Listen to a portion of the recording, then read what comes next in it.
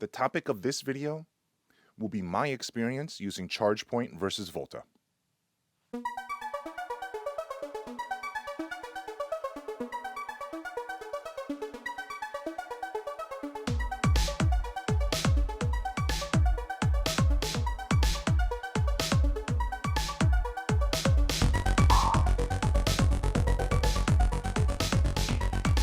Hey everyone, I'm Steve Young. On this channel, we help electric vehicle owners with a focus on the New York, New Jersey, and Connecticut area.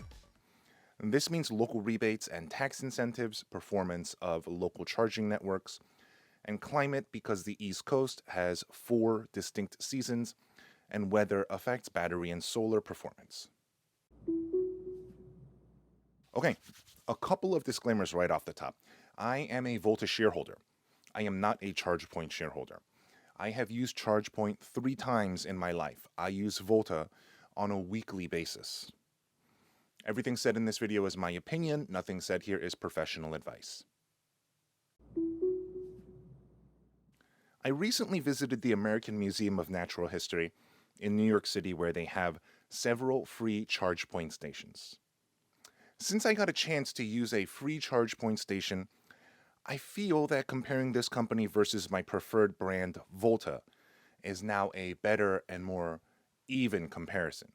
Because when you pay for something, you expect a certain level of quality back in return. But when it's free, thank you so much to the American Museum of Natural History for providing this to your patrons. The power was provided free of charge. Get it? Free of charge? Like you plug in, you don't get any charge. Like you get that? Like it's good, right? It's good. That's mine. You want to steal it? That's my joke. You got to pay me. You got to pay me if you want to use that joke. Okay? It was very nice to charge for free at the American Museum of Natural History. Thank you to the museum for being so thoughtful. As far as I'm aware, Volta chargers are always free for 2 hours. ChargePoint chargers, on the other hand, sometimes they're free, sometimes they're not. As an EV driver, this is simply just another thing I have to think about, research in advance, and prepare for. I vastly prefer the design of the Volta stations. It's this slab. You can see it from 100 feet away. It looks like the monolith from Space Odyssey 2001. Again, that's my personal take. Sticking with the space theme, to me, the ChargePoint station kind of looks like the alien. It's kind of tall, skinny, it has wires dangling from it, kind of everywhere. One of the things I like very much about the ChargePoint stations is that the screen indicates if the car is currently charging. Now, this is really helpful if you're waiting for a spot and it's clear that the car currently plugged in is already done. Now they're just hogging the spot. With Volta, only the owner of the vehicle knows if it's done.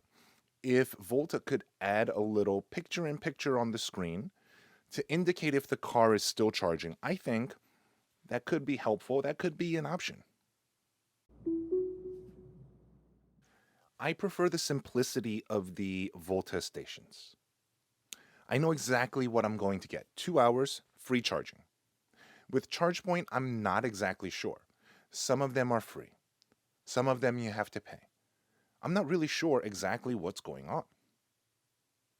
Also, there is another hurdle with the ChargePoint stations. You need the app to unlock the charger, which means you must have an account. With Volta, it's about as close to home charging as it gets, and in fact, it's better than my personal home charging situation. So far with all the Volta locations I've seen, the parking space is clearly marked for EV vehicles. Generally speaking, this is a problem for ICE vehicles and EVs. It's frustrating when a gas vehicle simply doesn't know any better and blocks access to the charger. In my experience, Volta clearly marks their parking spaces, which greatly reduces the number of times that a gas vehicle will park in the spot.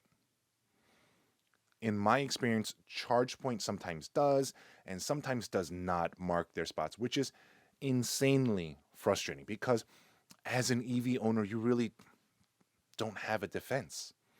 Or ChargePoint will simply mark it down with a little green sign the size of a piece of paper. I find that with ChargePoint, there's simply a lot of variables to take into account. When people are hunting for a parking space, if it's not blatantly in their face that they cannot park there, they will simply go ahead. Okay, this section is 100% subjective. I feel as though I like the Volta stations more. When I see it, it's inviting to me. Maybe ChargePoint stations are more technologically advanced, but I feel as though the Volta stations draw me in more. If your service is the service that customers prefer, that means the wind is at your back. You will have an easier time becoming popular, gaining traction, raising funding, and more. Okay, so here's a little bit more of an apples to apples comparison. The ChargePoint station for me was drawing down a consistent 6 kilowatts, which for free I am very happy with. However, the Volta stations I'm used to often pull down 8, 9, or 10 kilowatts per hour.